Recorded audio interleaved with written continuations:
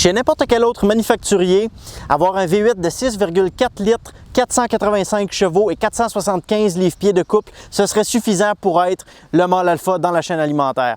Par contre, chez Dodge, spécifiquement dans le cas du Charger, il y a un problème. Le problème, c'est le Hellcat. Ces 707 chevaux sont suffisants pour que ce soit lui qui soit en haut.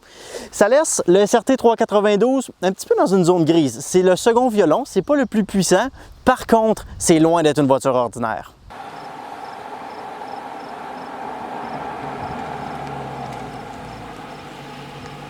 Dans les lignes droites, le Dodge Charger SRT 392, c'est une voiture purement américaine avec du couple et une sonorité bestiale. Par contre, dans les virages, c'est une voiture exotique. Pourquoi? Sur celle-ci, on a des pneus Pirelli haute performance qui sont italiens, des gros freins Brembo aussi italiens et une suspension ajustable Bilstein qui provient d'Allemagne.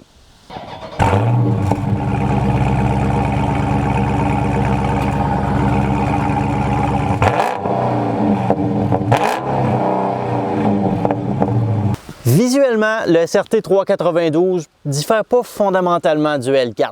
La seule façon que vous allez pouvoir le reconnaître, c'est avec les badges sur les côtés. Bon, évidemment, il y a les mêmes pare-chocs avant, arrière, il y a les mêmes jupes latérales, le capot est le même, le petit aileron à l'arrière est le même, les roues sont similaires, on parle de 20 pouces dans tous les cas.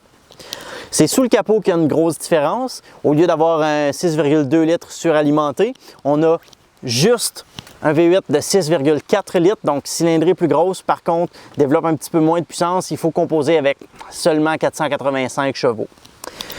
C'est quand même suffisant pour un 0-100 dans le milieu des 4 secondes, 4,5, 4,6, dépendamment du conducteur, puis un quart de mille en 12,4 secondes.